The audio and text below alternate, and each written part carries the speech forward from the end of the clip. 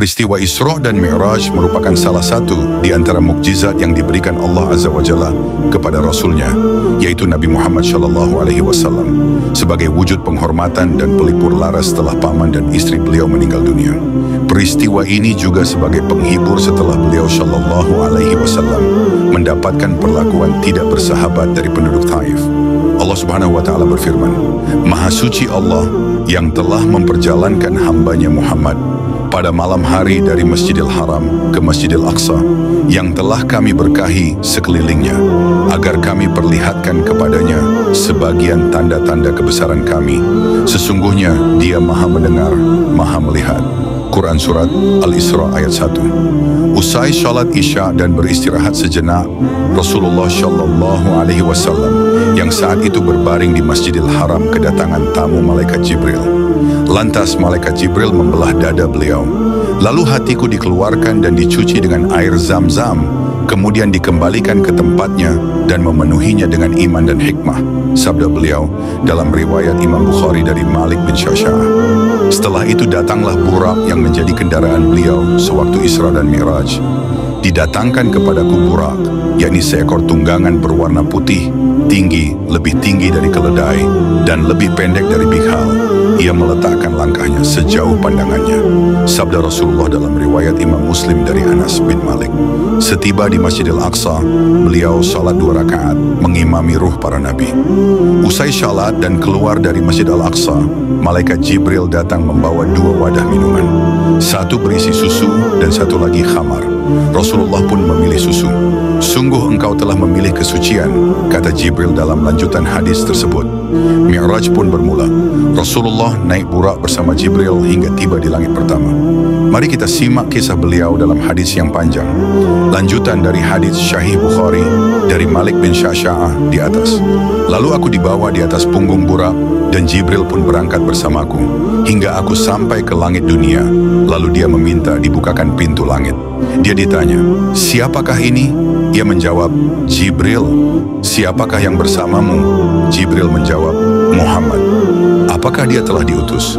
Dia telah diutus. Kami pun dibukakan pintu. Lalu aku bertemu Nabi Adam alaihissalam. Ia menyambutku dan mendoakan kebaikan untukku. Kemudian Burak tersebut naik bersama Rasulullah dan Jibril ke langit kedua. Terjadi dialog serupa antara Jibril dengan penghuni langit kedua. Ketika pintu langit kedua terbuka, Rasulullah bertemu 2 sepupunya, yakni Isa bin Maryam dan Yahya bin Zakaria alaihimassalam. Maka keduanya menyambut Rasulullah dan mendoakan kebaikan untuk beliau. Kemudian Burak tersebut naik bersama Rasulullah dan Jibril ke langit ketiga. Terjadi dialog serupa antara Jibril dengan penghuni langit ketiga. Ketika pintu langit ketiga terbuka, Rasulullah bertemu Nabi Yusuf alaihissalam yang Allah memberinya setengah ketampanan manusia sejagat. Maka Nabi Yusuf menyambut Rasulullah dan mendoakan kebaikan untuk beliau. Kemudian Burak tersebut naik bersama Rasulullah dan Jibril ke langit keempat.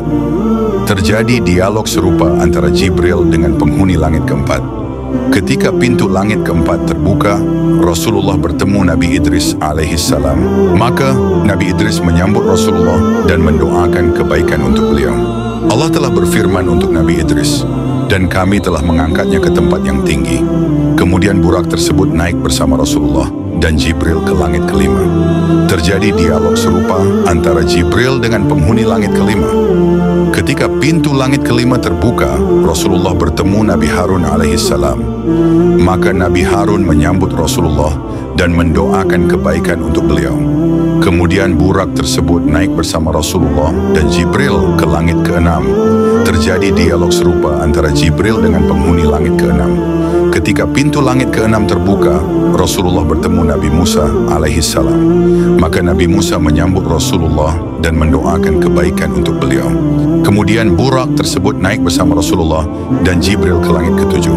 Terjadi dialog serupa antara Jibril dengan penghuni langit ketujuh. Ketika pintu langit ketujuh terbuka, Rasulullah bertemu Nabi Ibrahim alaihissalam yang sedang menyandarkan punggungnya di Baitul Ma'mur. Setiap harinya 70.000 malaikat masuk ke sana dan mereka tidak kembali lagi sesudahnya. Kemudian burak tersebut pergi bersamaku ke Sidratul Muntaha yang lebar. Daun-daunnya seperti telinga gajah dan besar buah-buahnya seperti tempayan besar. Tatkala perintah Allah memenuhi Sidratul Muntaha berubah dan tidak ada seorang pun dari makhluk Allah yang bisa menjelaskan sifat-sifat Sidratul Muntaha karena keindahannya.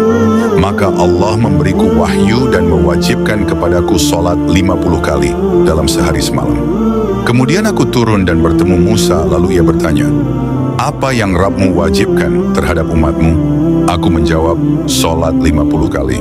Musa berkata, "Kembalilah kepada Rabbmu, mintalah keringanan karena sesungguhnya umatmu tidak akan mampu melakukan hal itu. Sesungguhnya aku telah menguji Bani Israel dan aku telah mengetahui bagaimana kenyataan mereka. Aku akan kembali kepada Rabbku." Lalu aku memohon, "Ya Rabb, berilah keringanan kepada umatku." Aku diberi keringanan 5 sholat. Lalu aku kembali kepada Musa alaihi salam. Aku berkata kepadanya, "Allah telah memberikan keringanan 5 kali. Musa mengatakan, "Sesungguhnya umatmu tidak akan mampu melakukan hal itu. Maka kembalilah kepada Rabbmu dan minta keringanan." Aku terus bolak-balik antara Rabbku dengan Musa, hingga Rabbku berfirman, "Wahai Muhammad, sesungguhnya kewajiban sholat itu 5 kali dalam sehari semalam. Setiap sholat mendapat pahala 10 kali lipat, maka 5 kali sholat sama dengan 50 kali sholat. Barang siapa berniat melakukan satu kebaikan yang dia tidak melaksanakannya, maka dicatat untuknya 1 kebaikan. Dan jika ia melaksanakannya, maka untuknya 10 kebaikan. Barang siapa berniat melakukan satu kejelekan, namun dia tidak melaksanakannya, maka kejelekan tersebut tidak dicatat sama sekali. Dan jika ia melakukannya, maka dicatat sebagai 1 kejelekan." Kemudian aku turun hingga bertemu Musa, lalu aku beritahukan kepadanya. Maka ia mengatakan, "Kembalilah kepada Rabbmu dan mintalah keringanan lagi."